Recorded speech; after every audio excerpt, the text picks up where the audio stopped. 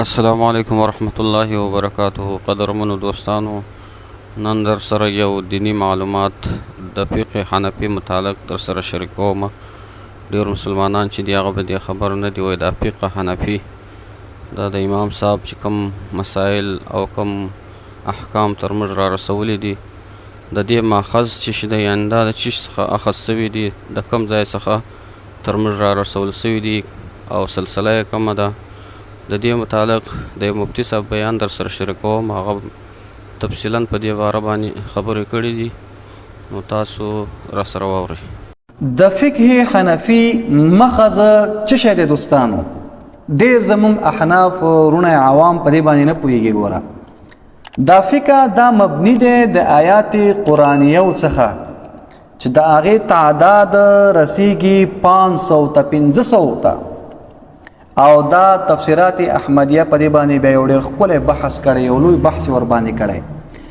دویم اړخ چې کوم دی دا د احادیث نبویه صلی الله علیه و آله وسلم مبارک څخه دا فقه د هغو احادیثو نه رایستل شوې ده، او دا تمام کتب د احادیثو چې مطالعه کوي سړی، نو دا فقه ځان ته پکې یو فلسفه لري. ګوره، دا یو ډېر ناشنا تاریخ لري پکې، او په احادیث مبارکو کې بیا دا فقه د عبدالله ابن مسعود رضی الله تعالی عنہ مبارک نه روایت ده چې دا مبارک یو نوموړی صحابي، یو جلیل القدر صحابي و، او دا مبارک دا فقه یې راورسوله. په زیاترو صحابه کرامو کې یو صحابي مبارک دا و پکې، او د ده مبارک نه بیا علقمه رضی الله تعالی عنہ مبارک روایت کړه دا فقه.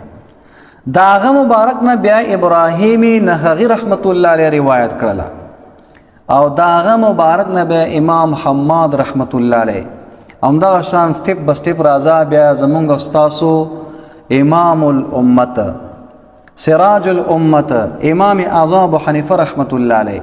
دا هغوی مبارکانو نه وروستو بیا امام ابو یوسف او امام محمد رحمهم الله تعالی علیهم اجمعین. دا هغوی نه بعد به په زرګونو په سلګونو شاګردانو نورو به موږ ته فقه مخکې راوړلې ده.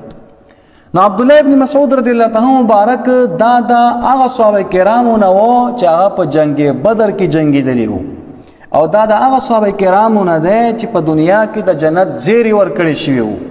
نو دا فقه د مبارک نه رامخذ شوې ده. ګوره، او دا د امیر المؤمنین عمر فاروق رضی الله تعالی عنہ مبارک نه وړاندې مسلمان شوی دی.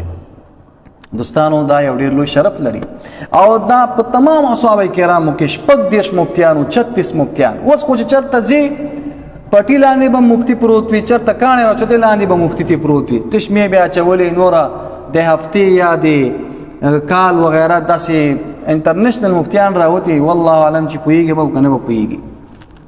نو دا امام نووي رحمت الله علیه په تقریب کې د مسروق څخه روایت کړی دی چې علم د صحابه کرامو دا تمام په 6 صحابه کرامو پای ته رسیږي. ګوره، خاطر سره رسیږي. ټول صحابه کرامو کې 36 مفتیانو 36، بیا په دې 36 مفتیانو کې 6 مفتیان غوره کړل شو، یا و 3 انصارو او 3 مهاجرینو. یو حضرت علی کرم الله وجهه مبارک و، بل امیر المؤمنین عمر فاروق رضی الله تعالی عنہ مبارک و، دریم ابی ابن کعب رضی الله تعالی عنہ مبارک و، یو ابو درداء رضی الله تعالی عنہ مبارک و، یو عبدالله ابن مسعود رضی الله تعالی عنہ مبارک و، او بعض معاذ ابن جبل رضی الله تعالی عنہ مبارک و.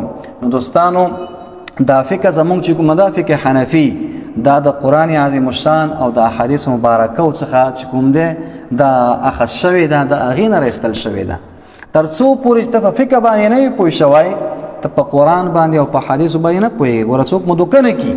درمنو دوستانو، تاسو د مفتي صاحب محترم بیان واورېدی چې د فقه حنفي متعلق یې تفصیلي تاسو ته وضاحت وکړئ. یقینا چې د فقه حنفي کم ماخذ دی هغه دی قرآن او حدیث او سلسله د صحابه کرامو څخه را شروع ده. ځکه امام ابو حنیفه رحمت الله علیه فرمایي که چیرې تاسې زما یو قول یا یو زما مسله د قرآن او د حدیث په ټکر کې ووینئ، نو تاسې یې پر دیوال باندې وتپئ. نو دا ځکه چې ټوله فقه چې ده فقه حنفي خصوصا د حضرت عبدالله ابن مسعود رضی الله عنه په سلسله باندې را روانه ده. اکثریت اقوال چې دي هغه د حضرت عبدالله ابن مسعود رضی الله عنه څخه را منقول دي. نو فقه حنفي چې ده دا د ګیډې څخه یا د خپل ځان جوړه سوې نه ده، دا ټول د محض د حدیث او د قرآن څخه ده.